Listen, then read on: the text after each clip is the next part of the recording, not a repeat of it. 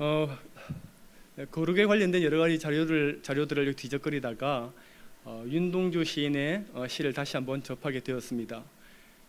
하늘을 우러러 한 점 부끄러움이었기를 잎새에 있는 바람에도 괴로워했다던 그 식구의 눈길을 닫자 한동안 그 눈길을 돌리지 못하고 쳐다보고 있었습니다. 그리고 이내 코끝이 시큰해졌더랬습니다. 이 시인은 자기 생애에서 한 점 부끄러움이 있을세라 조그마한 바람에도 이렇게 민감하게 반응하는데, 이제는 한없이 둔감해져 가는 저의 모습을 발견하고는 울적했던 것이죠. 우리 인생이 거룩하신 하나님 앞에서 그 하나님을 우러러서 한 점 부끄러움이 없는 그런 인생일 수야 없겠지만, 어제보다 오늘이 더 나아지고 있지 않는 내 모습에 부끄러움마저 느끼지 못하는 그 스스로를 발견했을 때 참 마음이 아팠습니다.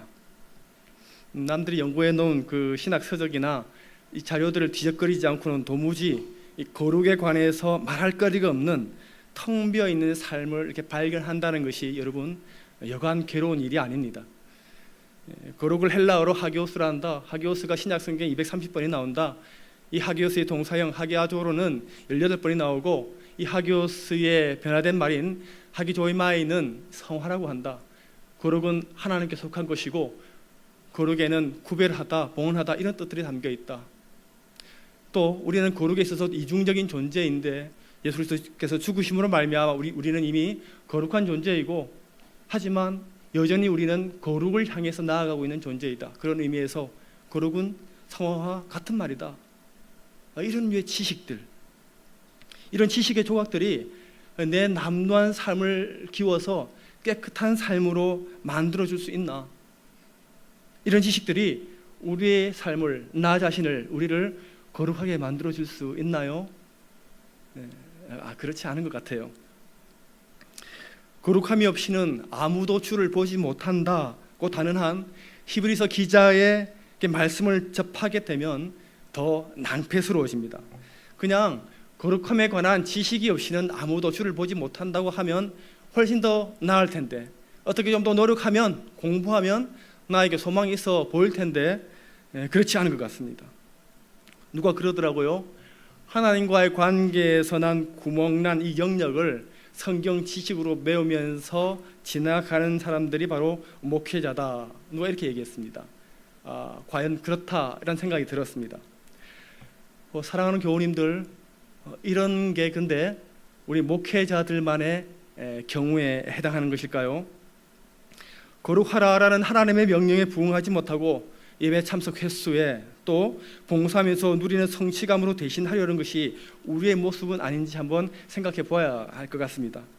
교사 몇 년 했고 지금은 어디에서 봉사하고 있고, 그러면서 사람들에게 잘한다고 인정받는 것을 삶의 보람으로 생각하시는 분들이 실은 의외로 많습니다. 여러분, 교사를 10년을 하고 20년을 했는데 또 주님의 몸된 교회를 섬긴다고 여러 가지로 이렇게 봉사를 하고 살아왔는데, 정작 그런 행위 말고 나 자신을 이렇게 들여다보면 도무지 거룩한 사람들이 모이는 이 교회와는 합당하지 않은 모습을 발견할 때가 많이 있습니다. 생각이나 말이나 행동이나 삶의 방식이나 그렇습니다. 거룩이라는 이 거룩한 단어에 도무지 합당하지 않은 우리의 모습만 그때마다 우리가 확인하게 되는 것입니다. 괴롭지요. 가만히 자신의 모습을 10분만 응시하고 있으면 괴로워서 견딜 수가 없습니다. 그냥 생각 안 하고 행동만 하면 낫습니다. 그래서 열심히 봉사하는 것으로 성찰을 대신하면 편합니다.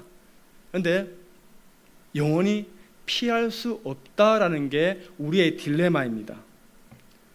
위안이 되는 게 하나 있습니다. 바울 같은 분도 이런 딜레마에 빠졌던 것 같습니다. 이렇게 괴로움을 토로하지 않습니까? 그러므로 내가 한 법을 깨달았노니 곧 선을 행하기 원하는 나에게 악이 함께 있는 것이로다. 내 속사람으로는 하나님의 법을 즐거워하되 내 지체 속에서 한 다른 법이 내 마음의 법과 싸워 내 지체 속에 있는 죄의 법으로 나를 사로잡는 것을 보는도다. 오호라, 나는 곤고한 사람이로다. 이 사망의 몸에서 누가 나를 건져내랴 라고 말하고 있습니다. 일생을 주님이 가신 길과 가장 비슷하게 따라갔던 바울도 이 괴로움, 이 딜레마를 겪지 않을 수 없었던 것 같습니다. 그러면서도 바울은 반면에 전혀 다른 어조의 고백을 하고 있습니다. 빌립보서 3장 12절 이하에서 이렇게 또 말합니다. 잘 들어보십시오. 이미 얻었다 함도 아니요 온전히 이루었다 함도 아니라 오직 내가 그리스도 예수께 잡힌 바 된 그것을 잡으려고 달려가노라.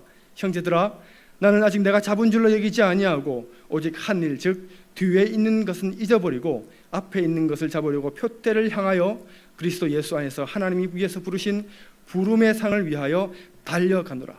어떻습니까? 자신만만한 어조이지 않습니까? 어떻게 이럴 수 있나요? 오호라, 나는 곤고한 사람이로다. 이 사망의 몸에서 누가 나를 건져낼 수 있겠는가 하던 사람이, 나는 아직 내가 잡은 줄로 여기지 아니하고 표대를 향하여 부르심의 부름의 상을 위하여 달려가노라 이랬습니다. 사도 바울이 조울증에 걸려서 그런 걸까요? 왜 이랬다 저랬다 하는 것이겠습니까? 교우님들, 관건은 지향점입니다. 지향점.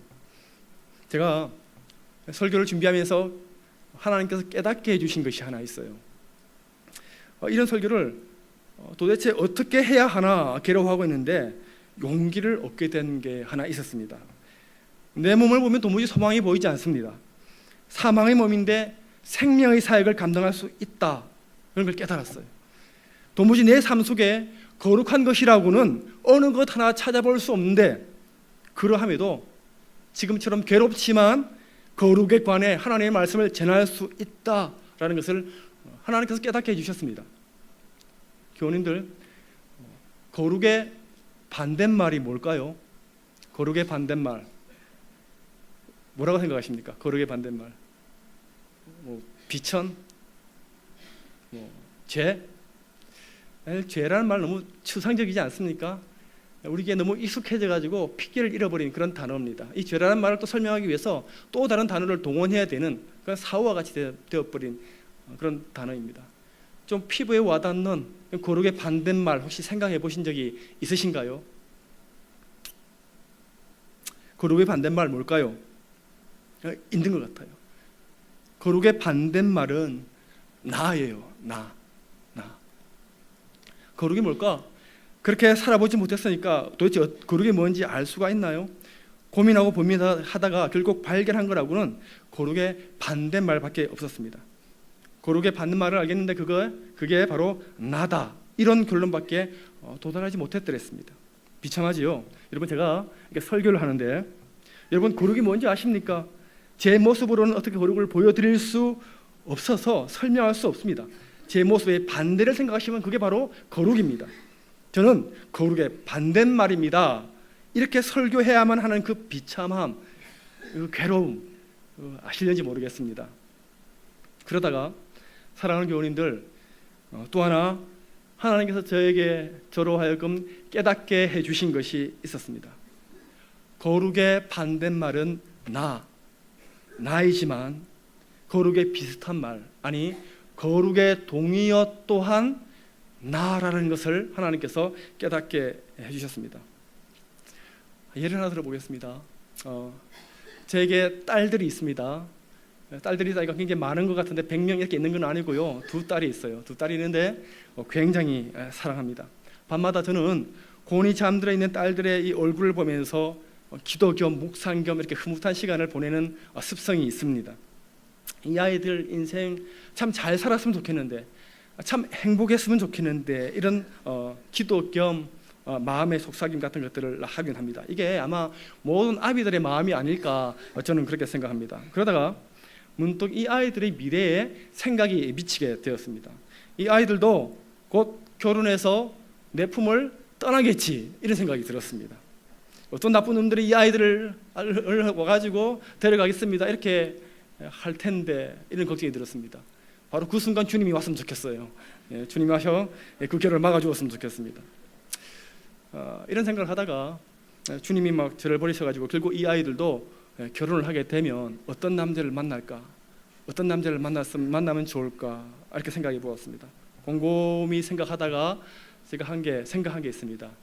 절대로 나 같은 사람은 만나면 안 되는데, 이런 생각을 제가 하게 되었습니다. 나 같은 사람 데리고 오면 의절을 하더라도 이 결혼 필사적으로 막아야겠다. 그렇지 않습니까? 나보다 인격적이고 성품 좋고 저보다 믿음이 출중한 그런 사람이어야 된다. 이런 생각이 들었습니다. 혹시 여기 계신 아버지들 많이 있죠. 다 그런 생각 가지고 있지 않습니까? 설마 나만한 사람 만나면 되지 이런 분들이 있겠습니까? 양심에 화인을 맞지 않고는 그렇게 생각 안 합니다, 보통. 나보다는 나은 사람, 나 같은 사람은 안 돼. 이런 생각을 다 가집니다. 적어도 나보다 훌륭한 사람이야겠다. 나보다 더 착한 사람이야겠다. 나보다 더 순결하고 또 나보다 하나님을 사랑하는 그런 사람 만나야 되지 않겠나 이런 생각합니다. 그런데 또 하나의 생각이 드는 겁니다.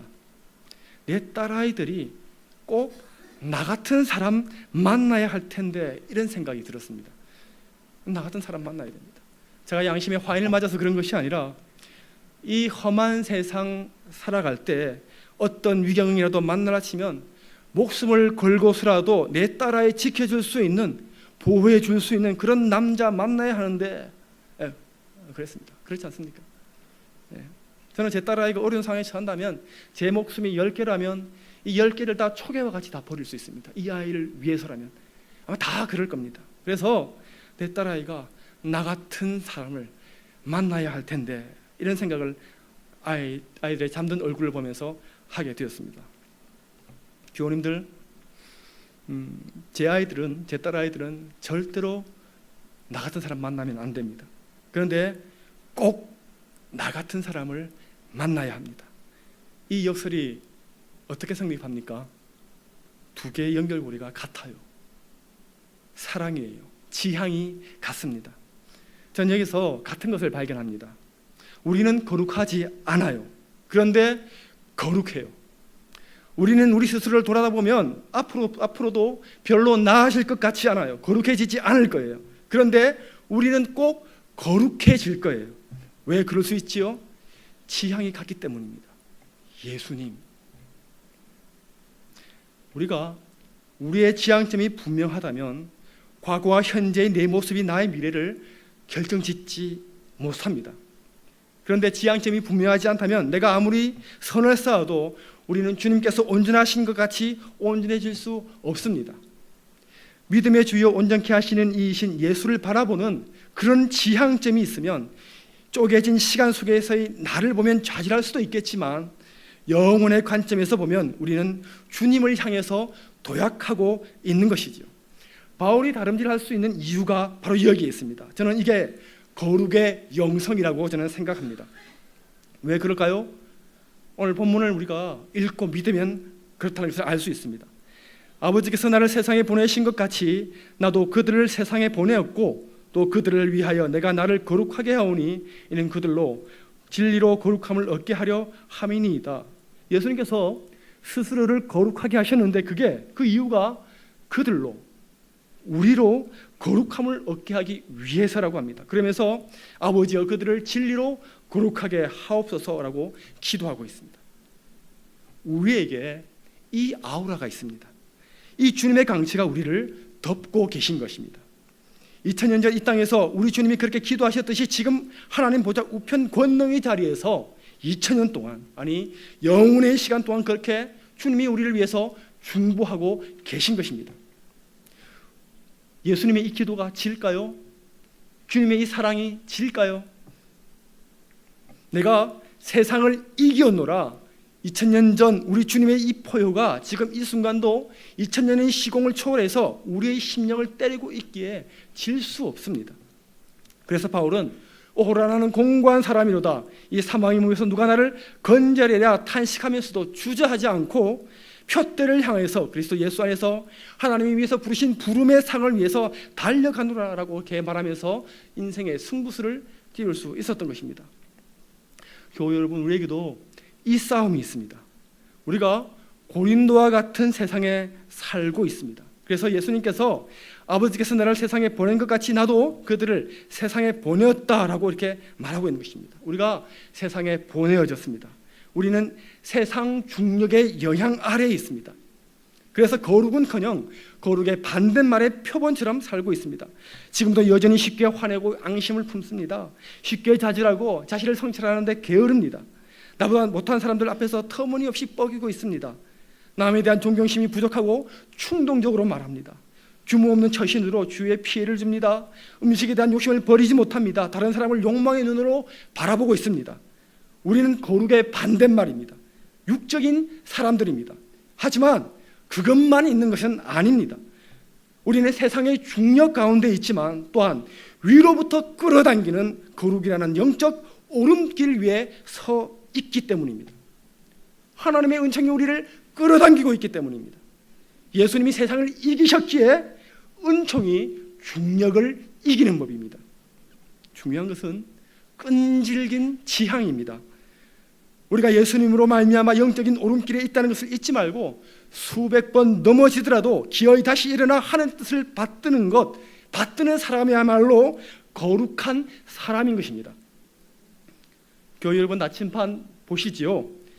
미세하게 흔들리면서도 언제나 북쪽을 가리키는 나침반의 바늘처럼 성화되어 가고 있는 사람은 그 바늘이 이리저리 흔들릴 수는 있지만 어떠한 경우에도 하나님을 지향하는 사람입니다. 살다 보면 우여곡절을 많이 겪게 마련입니다. 하지만 우리 가슴에 하나님을 향한 지향이 분명하다면 우리는 지금 거룩의 오름길 위에 서 있는 것입니다. 그래서 우리는 중력에 압도당하지 않습니다. 세상의 어둠이 우리 영혼의 빛까지 빼앗아갈 수 없는 법입니다. 교우님들, 우리가 또 하나 생각해야 할 것이 있습니다. 끈질긴 지향은 그저 멍하게 바라만 보고 있는 것이 아닙니다. 지향은 시선의 지향뿐만 아니라 몸의 지향을 말하기도 합니다. 훈련이 필요하다라는 것입니다. 우리는 오랫동안 정욕과 욕망의 지배를 받아왔습니다. 우리는 여차하면 이 정욕과 욕망으로 달려가는 그런 사람들입니다. 그래서 우리가 훈련이 필요합니다. 기독교인들의 기도 훈련, 단순한 삶을 꾸리는 훈련, 말씀 앞에 순종하는 훈련을 받아야 하는 까닭이 바로 여기 있습니다. 오늘 보면 17절에 예수님은 그들을 진리로 거룩하게 하옵소서, 아버지의 말씀은 진리니이다라고 말씀하셨습니다. 바울 사도도 디모데에게 연단의 필요성을 권면하면서 이렇게 말합니다. 하나님의 말씀과 기도로 거룩하여 짐이라 라고 말하고 있습니다. 경건의 삶, 훈련의 삶이 필요하다는 것입니다. 교회 여러분, 모든 훈련의 바탕은 절제입니다. 과해서 좋을 게 거의 없습니다. 신앙생활의 기본은 덜어내는 것입니다. 비우는 것입니다. 우리의 욕심을 비우고 자아를 비우는 그 자리야말로 하나님의 은총이 머무른 그런 자리입니다. 제가 어느 목사님께 금식이 영성에 좋다는데 금식을 어떻게 해야 합니까? 라고 여쭈었습니다. 그분이 이렇게 답변을 주셨습니다. 내 생각에는 매일 음식을 먹되 조금씩만 먹어서 배부른 느낌이 없도록 하는 것, 저는 그게 참 금식이 아닐까 생각합니다. 이렇게 얘기하셨습니다. 그러니까 한 몫에 날을 잡아가지고 며칠씩 굶는 그런 금식도 중요하지만 요는 매일매일 욕심을 버리고 금식, 즉 절제하는 삶을 살고 그렇게 훈련해야 제대로 된 영성을 개발할 수 있다라는 것입니다. 이게 참 어렵지요. 바울 사도는 무절제하게 치닫기 쉬운 자기 몸의 지배로부터 해방되기 위해서 치열하게 노력했습니다. 나는 내 몸을 쳐서 복종시킨다 이렇게 말했습니다. 그리고 빌립보서에서도 그러므로 나의 사랑하는 자들아, 너희가 나 있을 때뿐 아니라 더욱 지금 나 없을 때에도 항상 복종하여 두렵고 떨림으로 너희 구원을 이루라 라고 말했습니다. 사도 바울의 이 말은 영적 오름길에 오른 이들이 얼마나 노력해야 되는지를 보여주고 있는 그런 말이기도 합니다. 사랑하는 교우님들, 진심으로 영혼의 성장을 바라십니까? 주님의 거룩을 닮아가서 자녀들에게 거룩의 반대말로서가 아니라 거룩의 본딘말로 거룩의 삶을 살도록 고민할 수 있기를 바라십니까?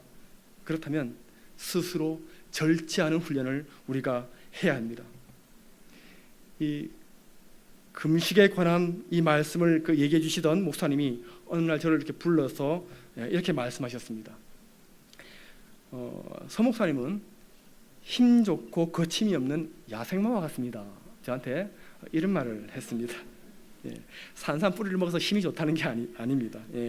사역을 그런 식으로 한다라는 것입니다. 이게 칭찬이 아니었습니다. 나무라는 말씀이었습니다. 그러면서 그분이 저에게 들려준 이야기를 하나 있습니다. 나중에 알고 보니까, 그때는 몰랐는데 나중에 알고 보니까 그게 장자의 달생편에 나오는 목계의 이야기였습니다. 그 목사님께서 저한테 이렇게 말씀해 주셨어요. 옛날에 주나라에 선왕이라는 왕이 있었는데 이 선왕이 닭싸움을 굉장히 좋아했습니다. 이 닭싸움은 이 닭을 얼마나 좋아했던지 매일매일 닭을 선별하는데 시간을 보냈다고 합니다.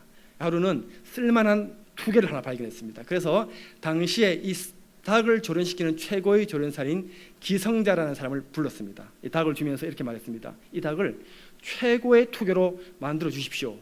이렇게 얘기했습니다. 데려가서 열흘이 지났습니다. 이 왕이 기성자를 불렀습니다. 어떻습니까? 지금 이게 싸울 만한 닭으로 만들어졌습니까? 이렇게 물었습니다. 그래 기성자가 고개를 가로저으면서 아닙니다.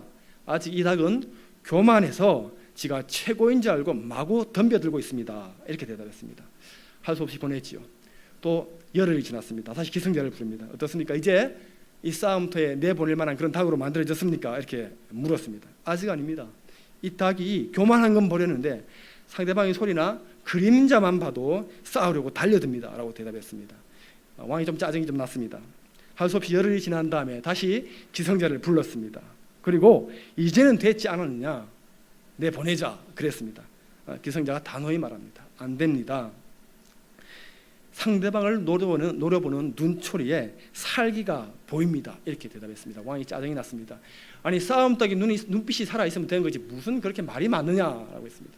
고집을 피워서 다시 데리고 갔습니다. 열흘이 지나고 기성자가 왕 앞에 닭을 데리고 왔습니다. 이제 됐습니다. 이제 싸울 수 있습니다. 상대방이 아무리 소리를 지르고 덤벼들어도 반응을 보이지 않습니다. 마치 나무로 깎아 놓은 목깨처럼 보입니다.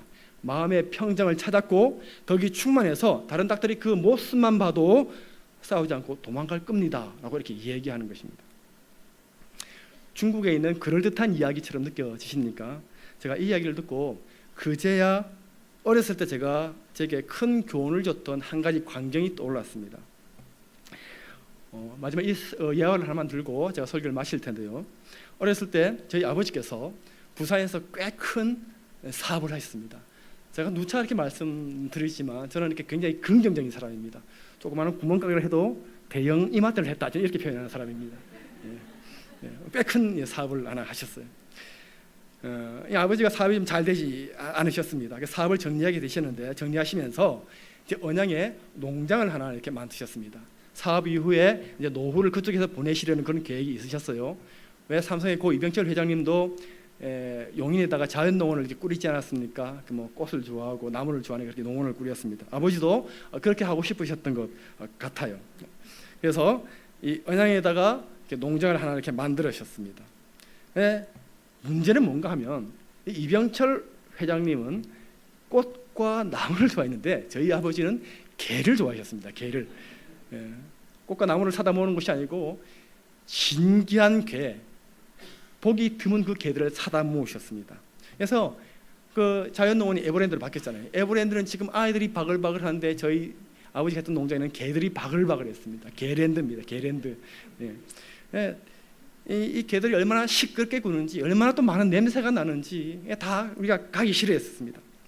요즘은 이렇게 길에 가다 보면 희귀한 개들이 참 많이 보이죠. 몸통 긴 개, 다리 짧은 개, 이상한 개 이런 것도 보이고. 그런데 20년 전에는 그런 개들을 찾아보기 힘들었습니다.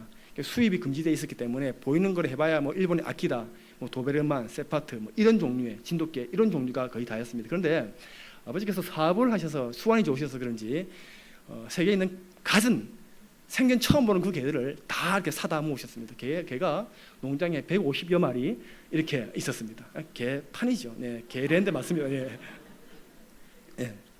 그 중에서 도사가 6마리 있었는데 그 중에 2마리가 투견이었습니다. 투견. 여기 청도에 소싸움이 있지 않습니까? 그 20년 전에는 이 도시마다 돌아다니면서 개싸움을 했습니다. 투견 대회를 했거든요.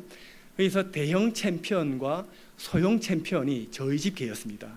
자랑스럽게 저는 말씀드리는데 이 개들이 굉장히 비쌌어요. 대형 챔피언 한 마리가 1,500만 원, 소형 챔피언이 800만 원. 20년 전에 그렇게 했습니다. 아버지가 이 개를 얼마나 아끼셨는지 언양하면 유명한 거 있지요. 언양 불고기 이런 거. 저희들은 불고기 잘 안 사주셨어요. 그런데 이 개는 일주일에 3번씩 이 언양 불고기를 사다 먹였습니다. 먹이면서 저희들 가면 개 거니까 손대지 마라 이렇게 말씀하셨어요. 예, 그럴 때마다 정체성에 혼란을 느꼈습니다. 나 개만도 못한가 이런. 예, 그만큼 개를 이렇게 애지중지했습니다. 이 개가 얼마나 사나운지요. 주변에 있던 비싼 개들 많이 물어 죽였어요. 예, 덩치가 대형 챔피언은 정말 송아지만 합니다. 한 이 정도 되거든요. 몸무게가 100몇십 킬로씩 이렇게 나갑니다. 장정한 사람이 개를 산책을 못 시킵니다. 뭐 우리 송 목사님 정도면 이렇게 산책을 시킬 수 있을지 몰라도 저나 이사무엘 목사님은 어림도 없습니다. 개를 타고 다녀야 되는 그런 개입니다. 예, 도그랜드의 무법자죠. 이 대형 챔피언. 근데 하루는 아버님께서 어디서 군견을 한 마리, 또 좋은 군견이 있다는 정보를 이렇게 입수하셨나 봐요. 이렇게 멀리 전방에 가가지고 군견을 사가지고 왔습니다. 군견은 외부로 반출이 안 됩니다. 근데 이 군견이 이렇게 전방에 수색을 나갔다가 부상을 입었습니다. 왼쪽 다리를 수술을 했는데 개들은 쓸모가 없어지면 안락사를 시킵니다. 외부로 반출하지 않는데 아버지께서 어떻게 개를 살려야 되겠다 사명감을 가지고 돈을 좀 들이셔가지고 개를 이렇게 구출해 왔습니다. 개가 군견이 농장 저 밑에서 아버지에게 목줄을 이렇게 잡혀가지고 약간 쩔뚝거리면서 올라오는 것입니다. 중간쯤 올라왔을 때 아닌 게 아니라 저희 농장이 난리가 났습니다. 150마리의 개들이 막 새로운 손님이 왔다고 지저대기 시작한 것입니다. 예. 개가 이제 세버트가 점점 올라올수록 더 짖는 게 더 심해졌겠죠. 그런데 이상한 것은 개가 그 개들의 우리들의 양쪽으로 쭉 도열되어 있는데 가까이 오면 가까이 올수록 가까이 있는 개들의 그 으르렁거리는 소리가 잦아들기 시작했다는 것입니다. 그러면서 이 대형 챔피언 투견이 있는 그 자리 지금까지 와서는 이 소리가 거의 멎었습니다. 이 대형 챔피언이 이 개를 물어뜯겠다고 온몸으로 우리를 쳐대면서 이렇게 으르렁거리는데 가까이 마주서자 그리고 이 개가 고개를 들어서 이 투견을 한번 쳐다봤을 때 이 대형 챔피언이 꼬리를 내리고 자기 방으로 들어가 버렸습니다. 개가 주변이 다 조용해졌습니다. 그리고 이 세파트 다리를 쩔뚝거리는 이 세파트는 유유히 걸어서 아버지를 따라 집 안으로 이렇게 갔습니다. 어린 나이에 제가 그것을 보면서 제가 놀란 게 하나 있습니다. 이 대형 챔피언은 개지만 맹수입니다. 여럿을 물어 죽였습니다. 힘이 황소 같습니다. 그런데 세파트는 그 투견의 크기가 3분의 1밖에 되지 않습니다. 그리고 부상을 당해서 뛰지도 못합니다. 그런데 이 훈련받은 군견 이 세파트가 그 기세로 이 투견을 제압했다라는 것입니다. 훈련받는다는 것이 이렇게 중요한 것이구나 저는 이렇게 느끼게 되었습니다. 군견이나 경찰견은 군견이나 경찰견을 훈련시킬 때는 멈추는 법을 먼저 훈련시킵니다. 서는 법을 훈련시킵니다. 먹이를 앞에 두고 절제하는 훈련을 시킵니다. 개가 본능에 따라 움직이지 않는다는 것 이거 무서운 겁니다. 기성자가 그 닭을 훈련시켰을 때 발톱을 세우는 훈련을 시켰을까요? 아니면 핥히고 쪼는 법을 훈련시켰을까요? 그렇지 않습니다. 세상의 충동에 적의 충동에 반응하지 않는 법을 훈련시켰을 것입니다. 미혹당하지 않는 법을 훈련시켰을 것입니다.